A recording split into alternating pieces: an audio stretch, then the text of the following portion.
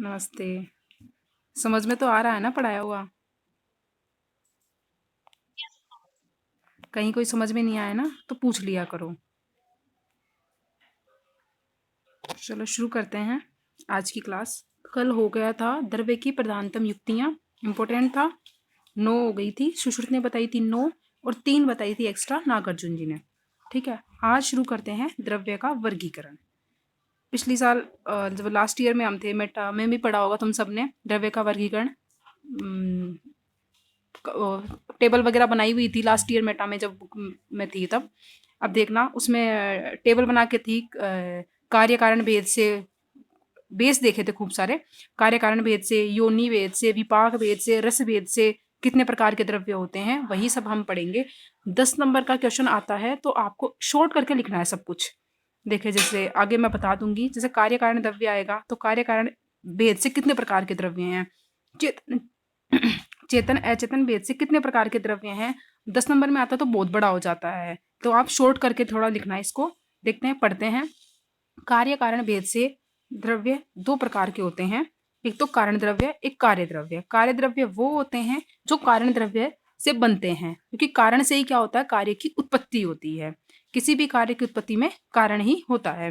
देखना कारण द्रव्य कौन सा होता है, खादिन्य आत्मा मनः कालः दिशश्च द्रव संग्रह। यही quotation, same quotation last year भी पढ़ा था जब फर्स्ट ईयर में मेटा में थे आप सब, तब पढ़ा था आप सभी ने। खादिन्य आत्मा मनः कालः दिशश्च द्रव संग्रह है, चरक सूत्र फर्स्ट चैप्टर के 48 नंबर कोटेशन में ये श्लोक दिया हुआ है, आप देख लीजिएगा चरक के अंदर आपकी में। तो खादिन्य आत्मा का मतलब होता है, खादिन्य का मतलब होता है 5 महाभूत, आत्मा मतलब आत्मा, मन मतलब मन, काल काल, दिशा, ये सभी 9 चीजें हैं। तो ये 9 मिलकर क्या बनाते हैं, कारण द्रव्य बनाते हैं। कार्य द्रव्य क्या होता है, कारण द्रव्यों से उत्पन्न होने वाले कार्य द्रव्य कहलाते हैं। समझ में आ गया? कार्य द्रव्य किससे उत्पन्न होता है, कारण द्रव्यों से उत्पन्न होते हैं, और वही क्या होते हैं, कार्य द्रव्य होते हैं। हरित की है, पंचमहाभूतों से मिलकर बनी हुई है, तो ऊपर वाले कारण द्रव्य आ गए इसके अंदर। गुड़ुची है, पिपली है, आमलकी है, और सभी द्रव्य जो होते हैं सर्वम द्रवम 5 बोधिकतम। इसलिए सभी द्रव्य 5 भौतिकत्व होने के कारण क्या होते हैं, कारण द्रव्य से उत्पन्न होते हैं। सभी कार्य द्रव्य कारण द्रव्य से उत्पन्न, ये सिद्ध होता है। अब देखना, फर्स्ट बेस था हमारा कार्य कारण भेद से द्रव्य के भेद। सेकंड बेस है हमारा चेतन व अचेतन भेद से द्रव्य के भेद। देखना, सृष्टि में उत्पन्न सभी वस्तुओं को 2 भागों में बांटा गया है, मतलब कि चेतन और अचेतन भेद जो था उसके अंदर 2 प्रकार के द्रव्य आएंगे, एक तो चेतन द्रव्य और एक अचेतन द्रव्य। चेतन द्रव्य वो होगा जिसके अंदर चेतना होती है, नाम से समझ में आ रहा है, चेतन द्रव्य जिसके अंदर चेतना होगी, इंद्रिय होगा जो महसूस कर सकता है। और अचेतन जिसके अंदर कोई चेतना नहीं है, किसी प्रकार की कोई अनुभूति नहीं होगी, कोई चीज को महसूस नहीं कर सकता, वो होता है अचेतन द्रव्य। देखना कोटेशन, देखना, रसेंद्रिय स इंद्रिय चेतन द्रव्यम, निरेंद्रिय अचेतनम। चरक सूत्र 1 का 48 नंबर कोटेशन है ये। स इंद्रिय चेतनम द्रव्यम, निरेंद्रिय अचेतन द्रव्यम। देखना, चेतन द्रव्य वो होते हैं जिसके अंदर चेतना पाई जाती है, मतलब चेतन द्रव्य इंद्रियों से युक्त होने के कारण जीवित शरीर वाले होते हैं। तो जिनके अंदर चेतना होगी वो क्या होंगे, जीवित शरीर वाले। तो इसके अंदर अपन जनरली एग्जांपल देखें तो मनुष्य आ सकता है, ये जो बिल वाले प्राणी होते हैं, सर्प वगैरह आ सकते हैं। देखना एग्जाम्पल में,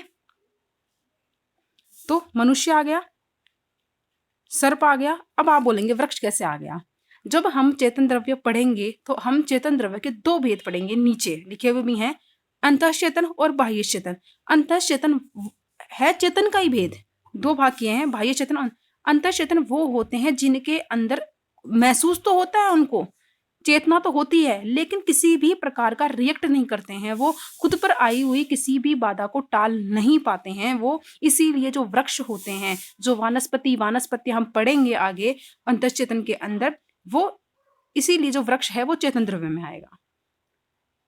अब है अचेतन द्रव्य, जिनके अंदर किसी प्रकार की चेतना नहीं पाई जाती है, इंद्रिय रहित होने के कारण ये मृत शरीर वाले होते हैं, जिसके अंदर आती हैं सभी धातुएं अपनी, स्वर्ण है, रजत है, ताम्र है, सुधा है, सुधा शिक्ता वर्ग पढ़ा होगा रसशास्त्र में आपने, पारद है, ये सभी किसमें आते हैं, अचेतन द्रव्य में आते हैं।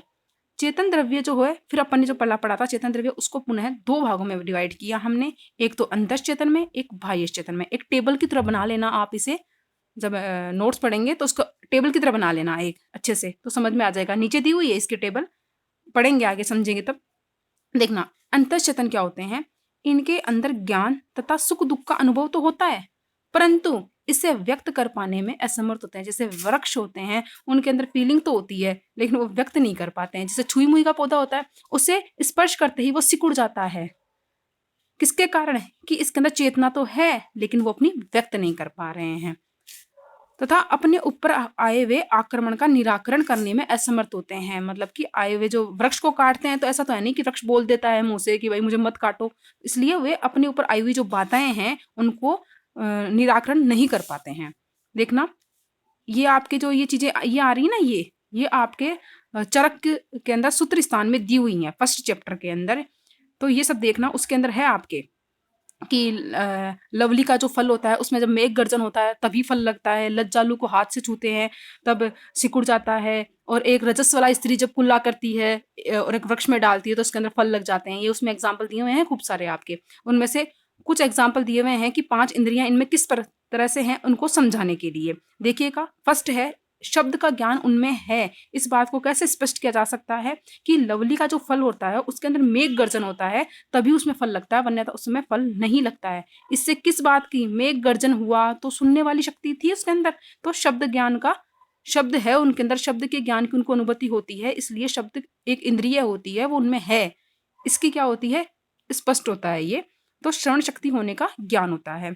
स्पर्श ज्ञान किस तरह से होता है कि लज्जालु मतलब छुई मुई का जो पौधा होता है उसको हाथ से सिकुड़ छूते हैं अपन तो वो सिकुड़ जाती है। इससे उनमें किस प्रकार का ज्ञान हो रहा है कि उनके अंदर स्पर्श का ज्ञान होता है। तो इस तरह से स्पर्श का ज्ञान किसमें हुआ? लज्जालु में हुआ। रूप का ज्ञान किसमें होता है? सूरजमुखी का वृक्ष होता है, वह सॉरी सूरजमुखी का जो पौधा होता है उसका जो फूल होता है वो सूर्य की दिशा में घूमता रहता है, तो उसे रूप मतलब प्रकाश का ज्ञान हो रहा है कि किस तरफ से प्रकाश आ रहा है। तो इस तरह से इसमें से सिद्ध होता है कि सूरजमुखी के पादप में प्रकाश का ज्ञान होता है। रस का ज्ञान, आम्र के वृक्ष में मछली की वसा, मछली की जो वसा होती है उसका जब परिचय करते हैं ना अपन, तभी उसके अंदर अत्यधिक मात्रा में फल लगते हैं। तो इससे स्पष्ट होता है कि वृक्षों के अंदर रस का ज्ञान भी उनको होता है, वरना उनको क्या पता कि मेरे अंदर क्या डाला गया है, कि मैं मछली की वसा डाली गई है इसलिए मैं अच्छे फल दूंगा। इसलिए होता है क्योंकि उनके अंदर रस का ज्ञान उनके अंदर होता है, उनके अंदर भी इंद्रियां होती हैं, वो भी चेतन द्रव्य होते हैं। तो आम के वृक्ष में मछली की वसा डालने पर प्रचुर मात्रा में फल उत्पन्न होते हैं, इसलिए उसमें रसा का अनुभव होता है। पता लगता है कि उनके अंदर रसना होती है, ऐसा अनुमान लगाया जाता है। अब देखना, गंध का ज्ञान किस तरह से होता है? बीजपुर नींबू होता है, उसके अंदर श्रृंगाल की वसा डालने पर फल अधिक लगते हैं। तो इससे पता चलता है कि बीजपुर की वसा डाली है तो उनके अंदर गंध का ज्ञान होता है, इसीलिए उनके अंदर ये होता है कि गंध का ज्ञान होता है, इसलिए उसमें वृक्ष ज्यादा लगते हैं। नेक्स्ट,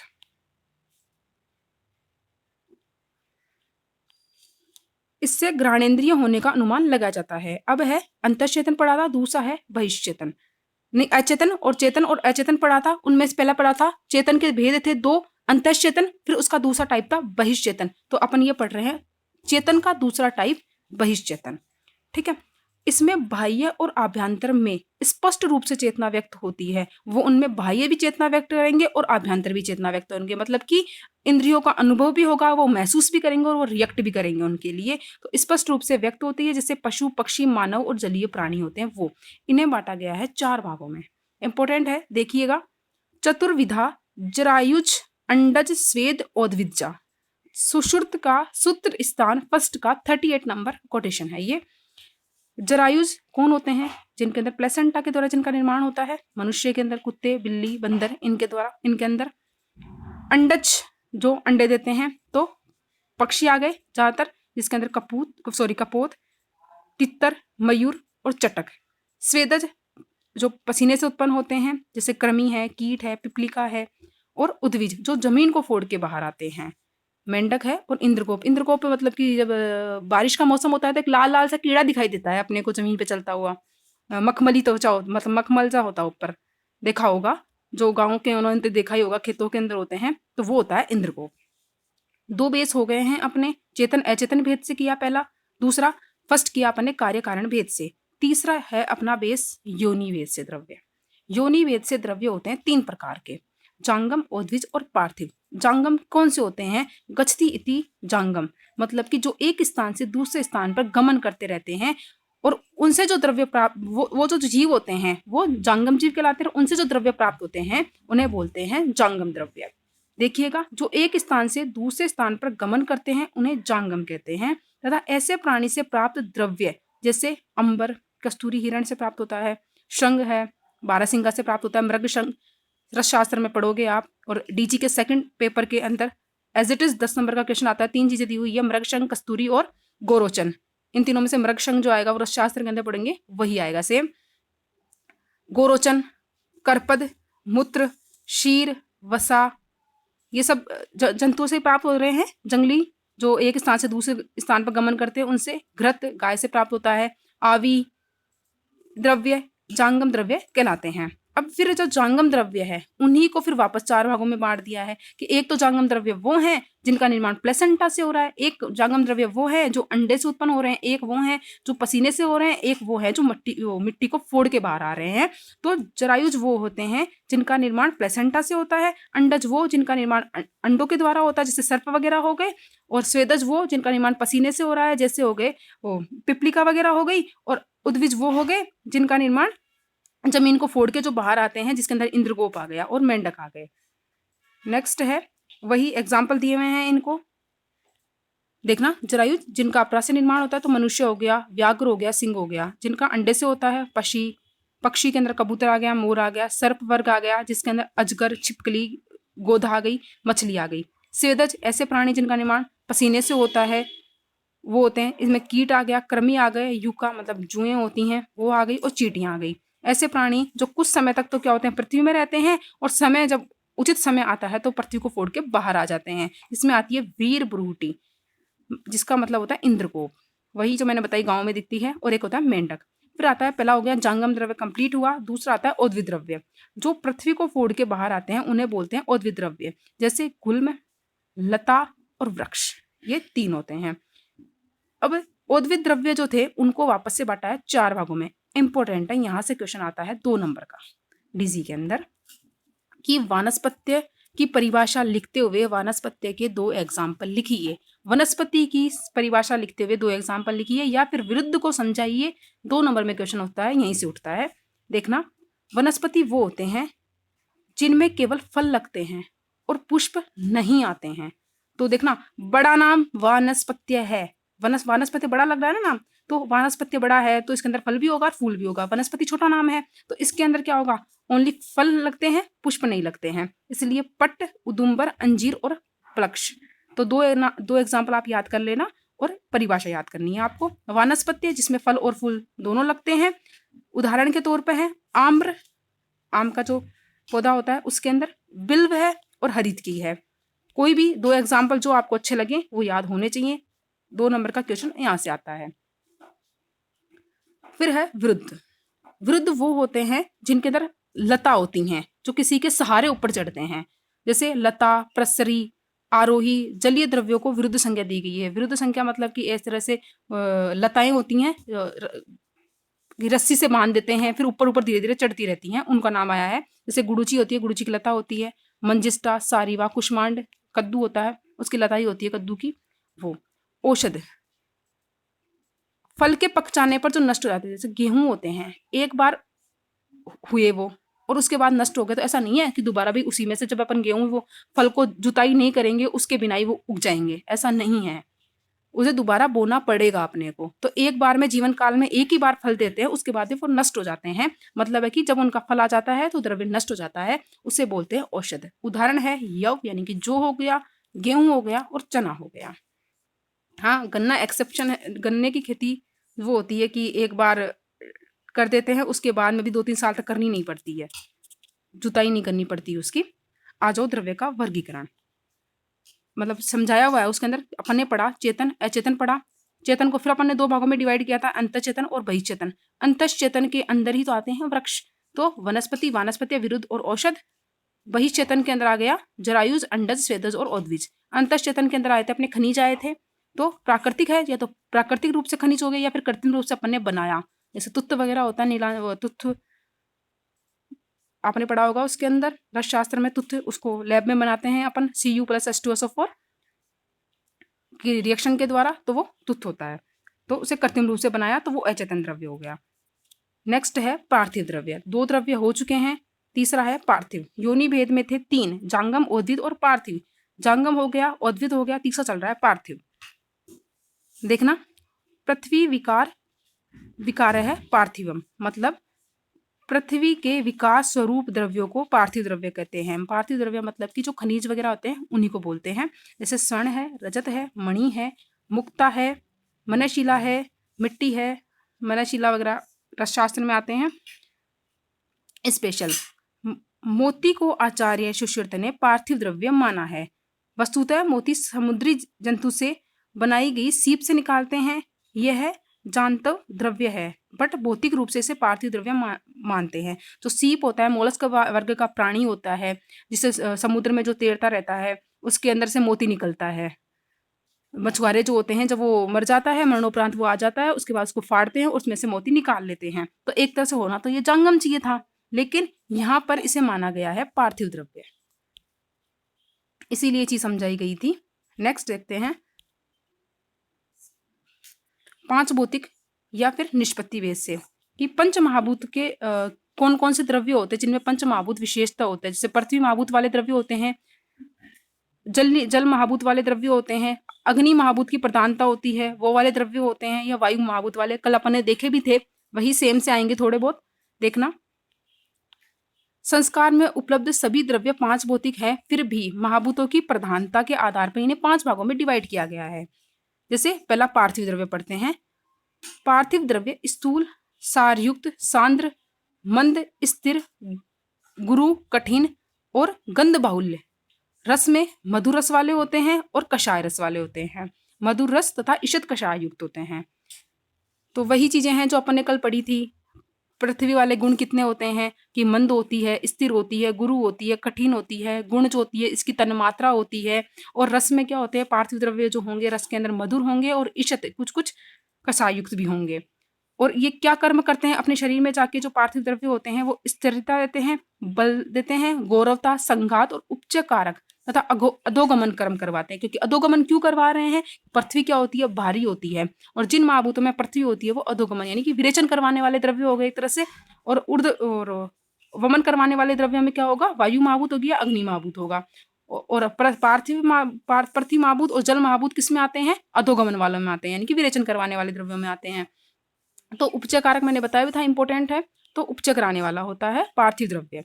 आप्य द्रव्य देखना, जिनमें जल महाभूत की अधिकता होती है, वो द्रव्य कैसे होते हैं। आप्य द्रव्य जो होते हैं वो शीत होते हैं, स्तमित होते हैं मतलब चिपचिपे से होते हैं, स्निग्ध होते हैं, मंद होते हैं, गुरु होते हैं, गुरु है ये महाभूत, जल हैवी होता है, सर होता है, सांद्र होते हैं, मृदु, पिच्छल, रस बहुल गुण युक्त, रस इसकी तन्मात्रा है, ईषत, कसाय और अम्ल, लवण, मधुर रस युक्त होते हैं। कल वाले याद हैं तो ये वाले इजीली याद हो जाएंगे आप सभी को, इतनी टेंशन मत लीजिए। तो आप्य द्रव्य जो होते हैं वो स्नेहन करते हैं, प्रहलादन करते हैं, बंधन करते हैं। प्रहलाद बताया था ना कल, तो वही है यहाँ पे। विषंदन क्रम करते हैं और बंधन क्रम करते हैं। तो 2 यही याद करने को बोला था मैंने। नेक्स्ट है आग्नेय महाभूत से युक्त द्रव्य। उष्ण, तीक्ष्ण, सूक्ष्म, रुक्ष, खर, लघु, विशद और रूप बहुल होते हैं। ईषद, लवण युक्त, अम्ल युक्त होंगे। आग्नेय द्रव्य में हमेशा कौन सा होगा, रस, लवण रस होगा। तो लवण रस युक्त होंगे और अम्ल रस भी होता है। अम्ल रस होता है वो आग्नेय होते हैं और कटु रस युक्त होते हैं। क्या कर्म करते हैं ये, ऊर्ध्वगमन वाले ऑब्वियसली वमन करवाएंगे। वमन क्यों करवाएंगे, क्योंकि हल्का है तो हल्की चीज क्या आएगी, ऊपर आएगी। हल्के कितने, 2, आग्नि और वायु महाभूत। दहन, पाचन वाला। धारण क्रम, ताप उत्पन्न करना। प्रकाश, प्रभाव वाला, क्योंकि प्रभाव वाला आ गया यानी कि चमक, ग्लो वाला आ गया तो ब्राजक पित्त हो गया। और व्रण कारक होते हैं। तो ये 3 तो याद हो ही जाएंगे और एक पाचन याद करना है। वायु महाभूत, सूक्ष्म होती है वायु, रुक्ष होती है, शिशिर, खर होती है, लघु होती है, विशद होती है, स्पर्श गुण से युक्त होती है, तिक्त विशेष रूप से कसाय प्रधान होती है। तिक्त रस युक्त भी होती है तथा मेनली जो होती है वायु महाभूत वाले जो द्रव्य होंगे मेनली जो होंगे वो कसाय रस युक्त होंगे। और जो कर्म करेगी वो क्या करेगी, विशदता करेगी, शरीर में रुक्षता लाएगी, लघुता लाएगी और एक गलानी करती है। कल भी बताया था इंपॉर्टेंट। ये कर्म करती हैं। कृष्ण और मन में अनेक विचारों की कल्पना करना इसका कर्म है। तो कुछ जो जो मेन कल कल बताए थे ना वही याद कर लेना, इजीली याद हो जाएंगे। वो याद कर लो चाहे ये याद कर लो, एक ही बात है। तो वो इजी थे मेरे हिसाब से, तो वो याद कर लेना आप। नेक्स्ट, आकाशीय द्रव्य जिनके अंदर आकाश महाभूत की प्रधानता होती है, वो कौन से क्या क्या गुण में गुण होते हैं, क्या क्या वो कर्म करेंगे। तो श्लक्षण होते हैं, सूक्ष्म होते हैं, मृदु, व्यवायी, विशद, विवक्त तथा अव्यक्त रस वाले होते हैं। बस इसका रस याद करना है आपको। अव्यक्त रस वाले होते हैं, जो आकाश महाभूत होता है उसमें अव्यक्त रस होता है। और शब्द बाहुल होते हैं, तन्मात्रा है ही इसकी। तो ये मृदुता करेगा, शोषीर्य करता है, लघुता करता है, शोषीर्य सुशीरता और लघुता तो कल भी कर रहा था, और लाघवता उत्पन्न करता है। अब है दोष भेद से, दोष के क्रम भेद से। कुछ तो होते हैं कि दोषों को प्रशमन करते हैं, दोषों को शांत करते हैं। कुछ होते हैं द्रव्य जो दोषों को प्रकोप करते हैं, और कुछ होते हैं जो स्वस्थ के लिए हितकारी करते हैं। मतलब कि जो दोष साम्य अवस्था में है उनको साम्य अवस्था में रखेंगे, और जो विषम अवस्था में है उनको साम्य अवस्था में ले आएंगे। तो इस तरह से दोष क्रम से द्रव्य 3 प्रकार का होता है। देखना कोटेशन, किंचित दोष प्रशमनम, किंचित धातु प्रदूषणम, स्वस्थ वर्तो मतम, किंचित त्रिविध द्रव्य उच्यते। चरक के सूत्र स्थान के फर्स्ट चैप्टर के 67 नंबर का कोटेशन है ये। शमन करना है, एक तो शमन करेंगे, एक कोपन करेंगे यानी कि प्रकोपित करेंगे, और एक स्वस्थ के लिए हितकारी होंगे। इस प्रकार से द्रव्य जो होंगे दोष क्रम बेस से 3 प्रकार के होते हैं। ये अपना 5th नंबर का बेस चल रहा है दोष द्रव्य के वर्गीकरण में।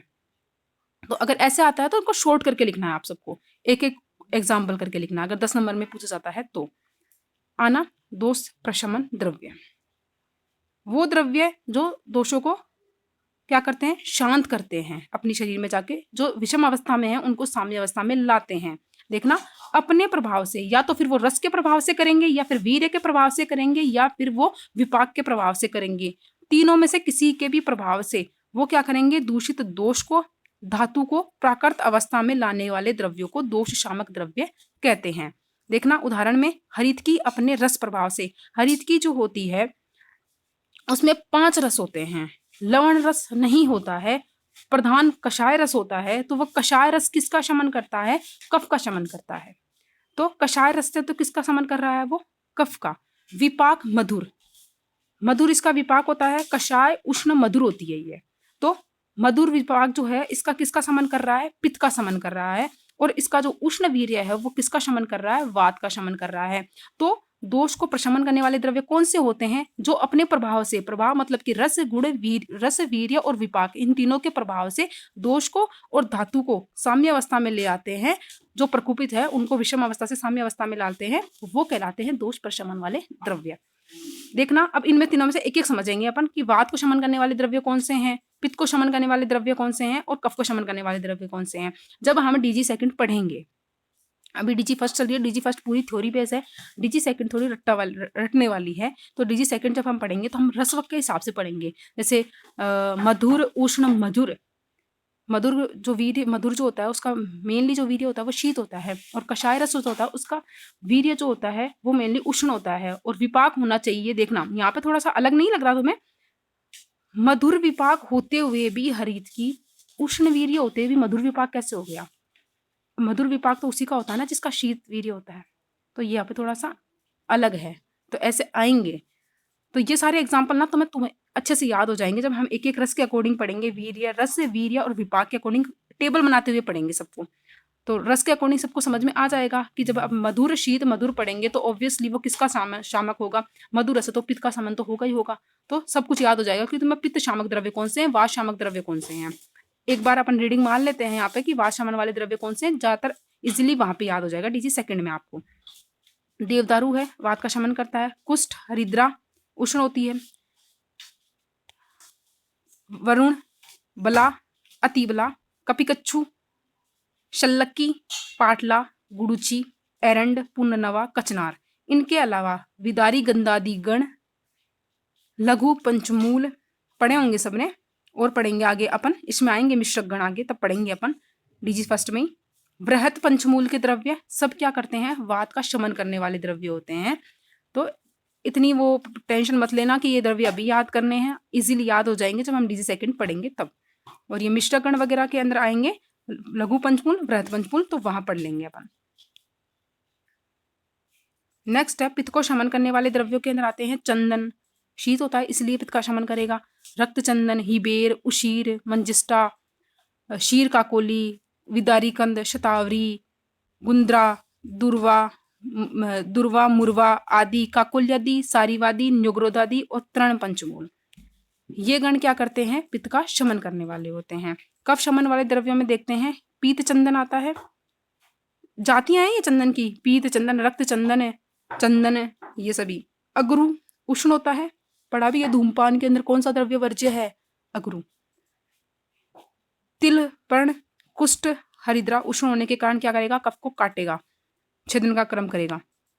सेंधव लवण, सौंफ, त्रिव्रत, रासना वात हरणाम श्रेष्ठ होती है। पूती करंज, 3 करंज आएंगे, पूती करंज, घृत करंज और 1 करंज और आएगा। घृत करंज, इंगुदी, जाति, लांगली आदि ये सभी, और एक वल्ली पंचमूल, कंटक पंचमूल। इनमें क्वेश्चन आता है 2 नंबर में क्वेश्चन आता है पंचम मतलब कि या तो कंटक पंचमूल आ जाएगा या अम्ल पंचक आ जाएगा। ये सभी मिश्रक गण के अंदर से 2-2 नंबर के क्वेश्चन उठते हैं, तो आगे पढ़ लेंगे अपन। पिपल्यादि गण, वचादि गण, सूरसादि गण ये नहीं पढ़ने हैं आपको। आरग बदादि गण, इन सभी की जो औषधियां होती हैं वो कफ को शमन करने वाली होती है। अब आता है, अपन ने पढ़ लिया दोषों को शांत करने वाले द्रव्य पढ़ लिए हैं। अब है कुछ द्रव्य वो होते हैं कि दोषों को प्रकोपित करेंगे और दोषों धातुओं को प्रदूषित करते हैं, यानी उनको विषम अवस्था में लेके आते हैं। कुछ आहार द्रव्य या फिर कुछ औषध द्रव्य वैसे भी होते हैं। देखिएगा, कुछ द्रव्य अपने स्वभाव से ही दोष, धातु और मलों को दूषित करते हैं, उन्हें धातु प्रदूषण कहते हैं। जैसे विष है और यवक है, तो विष तो ऑब्वियसली धातुओं को प्रकोपित करेगा, दोषों को दूषित करने वाला ही होता है। और यवक सबसे निकृष्ट माना गया है, यवक, तो यवक होता है। देखना, एक तो वात प्रकोपक द्रव्य आएंगे, एक पित्त प्रकोपक पढ़ेंगे और एक कफ प्रकोपक पढ़ेंगे। देखिए कॉमन सेंस की चीजें हैं। वात को प्रकोप करने वाले द्रव्य वो होंगे, वात को शमन करने वाले रस कौन से होते हैं? मधुर, अम्ल, लवण। ये 3 रस क्या करते हैं? वात को शमन करते हैं। ऑब्वियसली इसके 3 दूसरे जो होंगे वात को प्रकोप करेंगे। देखना, कटु, तिक्त, कषाय, तीनों रस क्या करेंगे? वात को प्रकोप करेंगे। और गुण के अंदर देखना, लघु गुण खुद वात में है, लघु गुण खाएंगे तो वो लघु गुण को बढ़ाएगा, मतलब वात बढ़ेगी। रुक्ष खाएंगे तो रुक्ष बढ़ेगा। शीत वीर्य खुद वात के अंदर शीत होती है वात, तो शीत गुण बढ़ेगा। देखना, वल्लूर, शुष्क मांस, उद्दालक और वरक, एक एक एग्जाम्पल याद करने हैं। कोदो है, श्यामा है और मूंग। मूंग जो होती है क्या करती है? बोलते हैं ना रात में मूंग की दाल नहीं खानी चाहिए क्योंकि वात बढ़ जाती है। मूंग हो गया, मसूर की दाल हो गई, आड़की और हरेणु, ये सभी क्या करते हैं? वात को प्रकोप करने वाले द्रव्य होते हैं। पित्त प्रकोपक द्रव्य अम्ल, लवण और कटु, इन तीनों के अतिरिक्त जो शमन करने वाले कौन से होते हैं? तिक्त, कसाय और मधुर, यही पढ़ते हैं ना। तो ये तीनों क्या है? पित्त को शमन करेंगे। तो बाकी प्रकोपित कौन से करेंगे? अम्ल, लवण और कटु ही तो बच गया, तो ये क्या करेंगे? प्रकोप करने वाले हैं। देखना, गुण है तीक्ष्ण, तीक्ष्ण गुण है तो पित्त खुद भी तीक्ष्ण गुण वाला ही होता है। प्रॉपर्टी है पित्त की तो तीक्ष्ण होता है वो, तो तीक्ष्ण गुण खाएंगे तो तीक्ष्ण बढ़ेगा, तो क्या होगा? पित्त का प्रकोप होगा।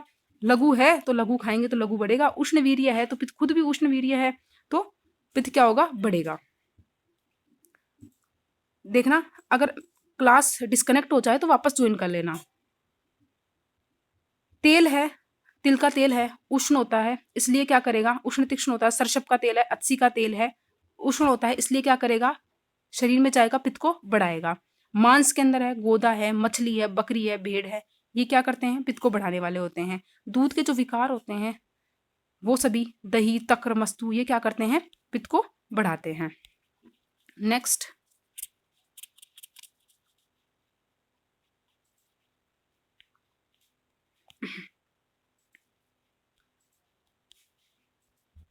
अब है कफ को प्रकोप करने वाले। तो कफ को शमन करने वाले कौन से हैं? मधुर, अम्ल, लवण क्या कर रहे थे? वात का शमन कर रहे थे। तो कटु, तिक्त, कसाय क्या करेंगे? कफ का शमन करेंगे। तो कफ का प्रकोप करने वाले कौन से हो गए? मधुर, अम्ल, लवण हो गए, तो कफ का ये प्रकोप करेंगे। मधुर रस खाते हैं, ज्यादा मीठा खाते हैं तो गले में से कफ जम जाता है ना, तो स्निग्ध रस, स्निग्ध गुण वाला कोई भी चीज आहार द्रव्य खाया अपन ने तो स्निग्ध है, तो स्निग्ध गुण कफ का भी है, तो वो कफ के गुण को क्या करेगा? बढ़ाएगा, तो कफ क्या होगा? प्रकोप होगा। गुरु है, गुरु खुद कफ भी है और आहार द्रव्य भी अपना गुरु है, तो गुरु गुण है तो क्या करेगा, कफ बढ़ाएगा। पिच्छल गुण और शीतवीर्य वाले भी क्या होंगे, कफ को बढ़ाएंगे। देखना शुक के अंदर हायनक, जो अपन ये जो आहार वर्ग आएंगे ना, आहार वर्ग, इनमें पढ़ेंगे अपन, ये शुक हायनक वगैरह सब पढ़ेंगे।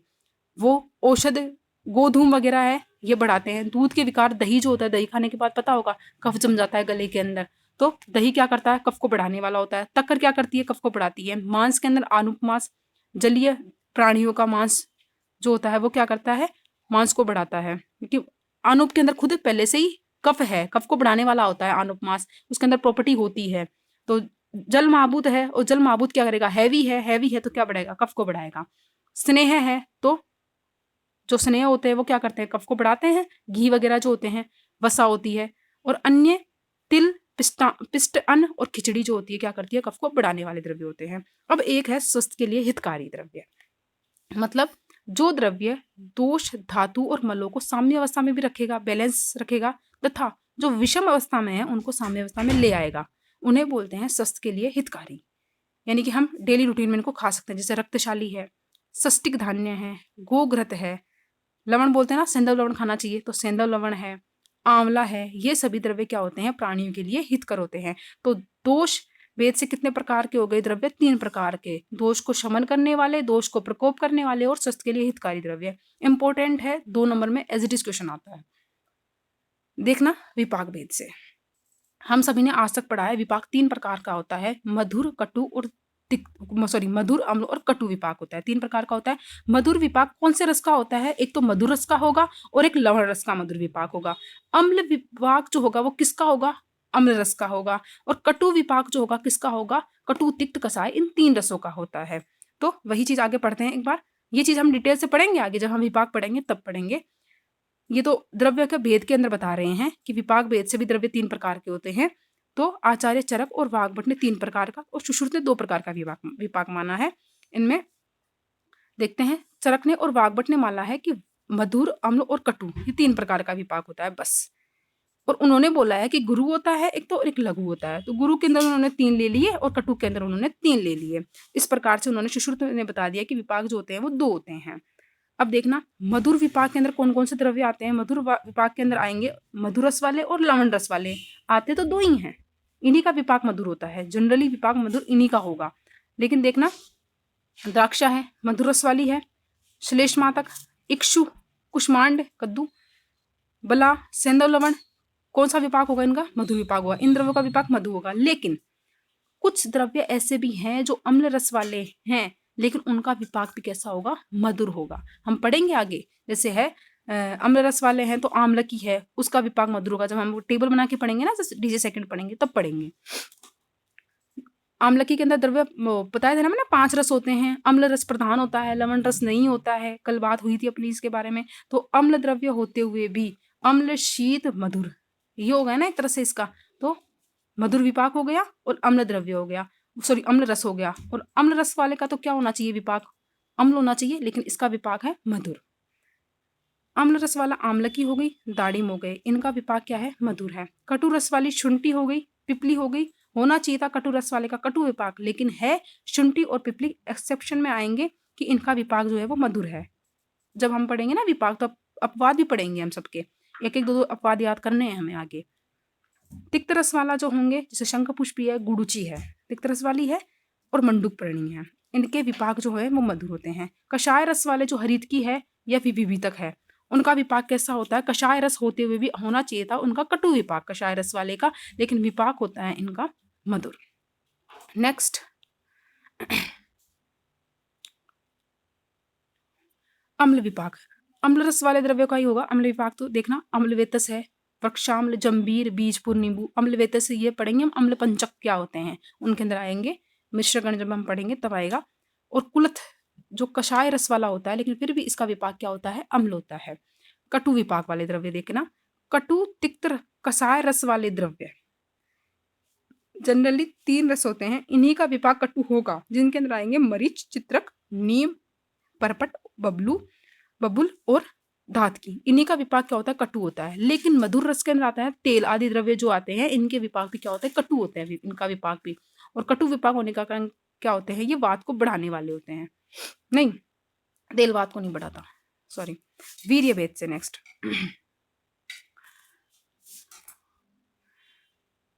कुछ आचार्यों ने तो क्या किया, 8 प्रकार के वीर्य मान लिए, और कुछ आचार्यों ने क्या किया, 2 प्रकार का वीर्य मान लिया।